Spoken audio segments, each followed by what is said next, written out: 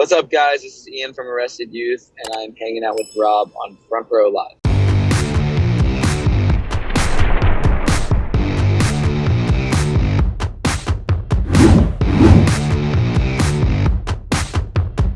Ian, what's up, dude? It's so good to reconnect with you. The last time we spoke, you were doing the El Rey tour with Dreamers, and that was already like a starting point to like a bigger type of tour that you were doing. Now you're currently on your own Nonfiction tour for your new record. So, how much of a difference has the touring been now that it's your own headline tour? Yeah, I mean, totally a big difference, right? It's just a totally different mindset and feel when you're opening for someone else versus doing a tour where you are the headline artist. So this is our first ever headline tour, and it's been really special, man.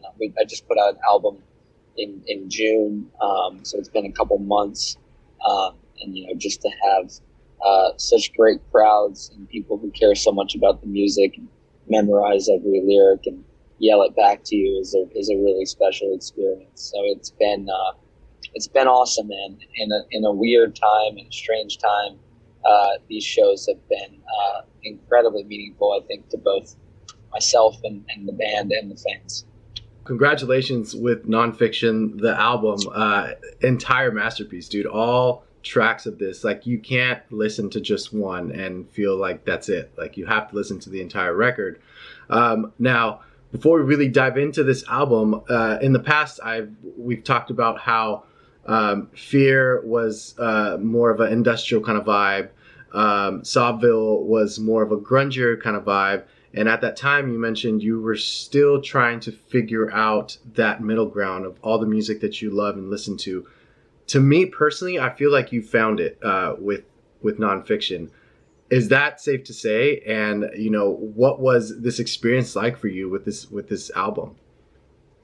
Yeah, man. I think definitely always exploring the sound, right, and always exploring where I can sit in the midst of other influences.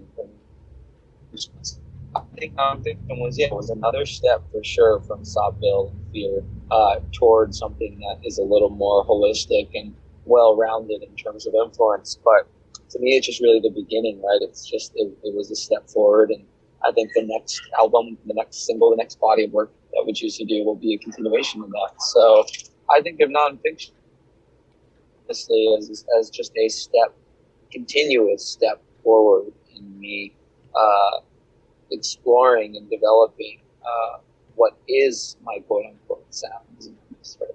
As far as the topics that you talk about on this record, it's more of an autobiography kind of vibe. It's more of a vulnerable tone that you're giving us with this album. Was this something that just happened naturally for you? Or was this something that you felt it took you some time to be okay with opening up to an audience the way that you did with Nonfiction? Yeah, it was definitely very autobiographical, very honest, very transparent with a lot of the songs. Yeah, I felt like that's what was the next step. I felt like Sobville was the beginning of that, and then this was just again. I'm sorry to keep using the word continuation, but it was a continuation. And all right, let's dig a little deeper. Let's get a little more honest. And I hope the next record is. I hope we'll stay in touch and maybe hit me up on the next one and saying, hey, you dug even deeper, you got even more personal. I think, to me, there's so much music out there. So many good artists, there's so many good songs, and I think when I think of myself as an artist, I think of what my strong suits are. My ability to storytell and be honest and tell my own story is one of my biggest strengths. So I definitely plan to continue to utilize that strength, right? I think as an artist, the more honest you can be, the more to your advantage, because no one has your story. No one has your thoughts. No one is you. So to me, that's one of the most valuable currencies as a songwriter, is to really tell your story, because again, it can't be replicated. So absolutely, nonfiction was a step toward a more sheer honesty. And the goal was to dig even deeper on the next one. So with this record, you already have experience with John Feldman. There's already that chemistry between the two of you, and I'm sure the comfort level is just even greater with this record. But how were you able to step out of your comfort zone during the recording process? And how would you say that John Feldman made you step out of your comfort zone during the recording process? Yeah, well, I think it's kind of counterintuitive. I think you got to be comfortable to get uncomfortable. So I Mm. think you got to be in. It's like you got to be in you got to be in a comfortable environment, working with people who you feel comfortable to push that comfortability spectrum. Does that make sense? Like, Yeah. it's strange. It's like if you're in an uncomfortable environment, it's hard to get uncomfortable because you already are. Like, if you're uncomfortable, you're going to be looking for safety and comfortability. And then again, right, it's like if you are comfortable, you might be looking for the opposite. So yeah, John was very comfortable working with John. We're very good friends. He's been a great mentor. He's treated me like family. So it was a chance to just to be myself and to do my thing. And he pushed me definitely as a singer, absolutely. Um, so yeah, I think the overall environment of us working together was just a really good dynamic for me to put myself out there and put my thoughts out there. I knew that John had an underlying belief in me, and that was definitely aided to my confidence for sure. I felt there was a little bit more melodic singing with this record, and at times, especially with 90 Degrees, you have these little falsettos going up and down throughout the track. Yeah, So for you, like, did you feel like that was a vocal challenge, or did you feel like that was just a natural progression for you as an artist?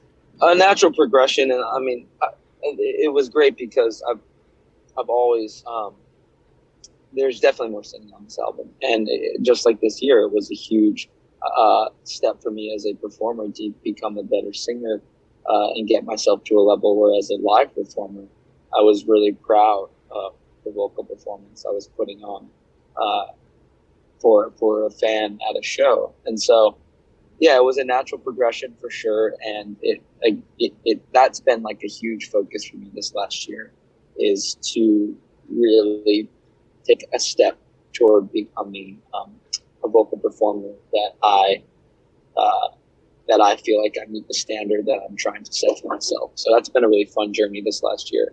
I'm really, really happy with where it's taken me and where I'm singing right now. I've never felt so comfortable on stage as a vocalist and so confident. It's really a great feeling. It's taken a couple of years to get there, but yeah, this album definitely pushed me in that direction toward getting to that place. So yeah. How would you say doing that has impacted the way that you write, especially finding those pockets, especially like the cadences within each track? It's a great question. I think I don't know the answer yet. I've taken the last couple of months away from writing to really focus, excuse me, on the live show. So the last half a year has been so much focused on the live performance. So I'm really excited as we step off. We have our nonfiction tour right now. We're about halfway through, and then after that, we go on tour with Clean Pilots and take over tour. And after that, I'll have a moment to step into the studio again and start writing. I'm really excited and interested to see where that takes me, both as a vocal performer and as a songwriter, for sure. With Fear, I remember telling you that during the song Dig, I thought that you had Matt Skiba featured on that record. And you one-upped it with with Find My Own Way, having Mark Hoppus on the track. How did this collaboration happen? I'm sure it's something that John Feldman put together, but what was that experience like? And were you able to collaborate with Mark in the studio? Yeah, it was pretty. Yeah, it was definitely a pretty natural collaboration setup. Yeah, John definitely did reach out, and Mark really enjoyed the song. He wanted to be a part of it. I wasn't in the studio at the time. It was in full effect. I was in Texas.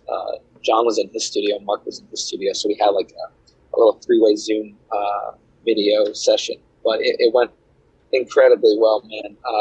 Wrote with Mark his part. He was super Super easy to work with, funny, quick, quick worker. And we had a demo that night with his feature that we all loved. The next day we got a mix, and I think we sent it off to mastering a few days later. So it was quick and awesome, really enjoyable. And obviously, really hope that he's continuing to recover. Right, absolutely. Now, to kind of close us off, you are on the Nonfiction tour right now, and you did mention you'll be jumping on the 21 Pilots tour right after.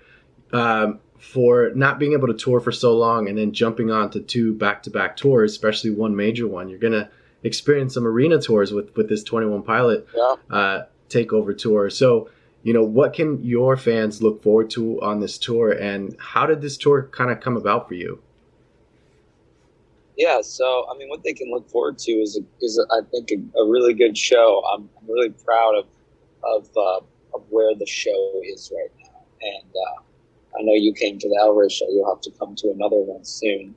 I was asked fans at the shows, and people have been to other shows. It's interesting.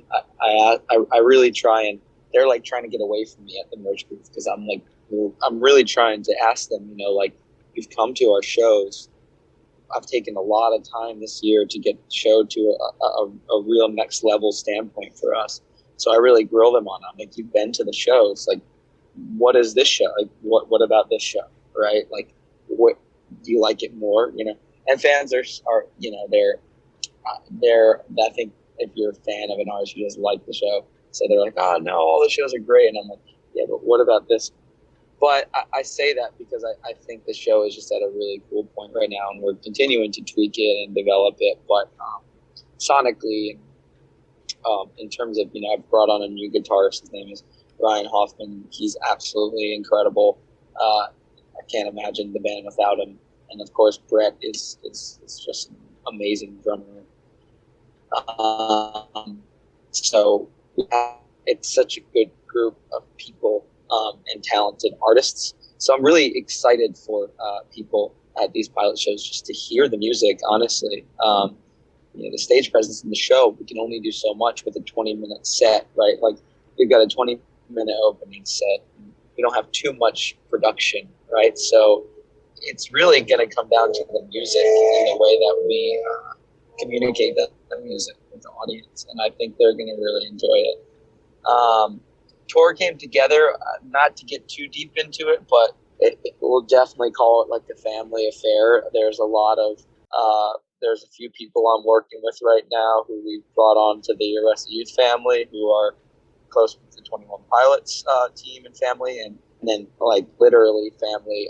Jay Joseph, who is opening for Arrested Youth now, is actually Tyler Joseph's brother. So there's family overlap there as well. Some similarities in teams, and again, family has kind of brought this together and made it happen. I'm super grateful that they're taking us on and allowing us to enjoy this tour thing. Amazing. Well, as you kind of mentioned, like, you have 20 minutes with minimal production. I am not worried about that, just because I got to experience you guys when you guys played the Echo, which there was no production. It was just you guys with your jumpsuits, just making such an incredible, creating such an incredible environment and performance.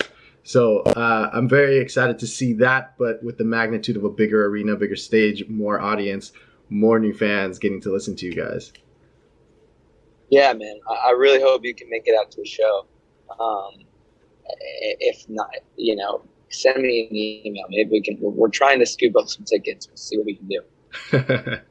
Sounds good, man. Well, thank you so much for reuniting with me and taking the time to do this. Of course, Best dude. of luck You're on awesome, tour. Dude. Yeah, dude. Thanks for you. always keeping it real and supporting what I do, man. Like, I really enjoyed when we connected the last time. You're a super genuine dude. You ask good questions. I really appreciate people like you believing in the music. That's amazing. That's amazing. Thank you, man. That means a lot to me too. So looking forward to doing this again soon, and hopefully we'll do it in person the third time. So Me too, bro. Me too. Yeah, let's definitely try and do a little in-person setup.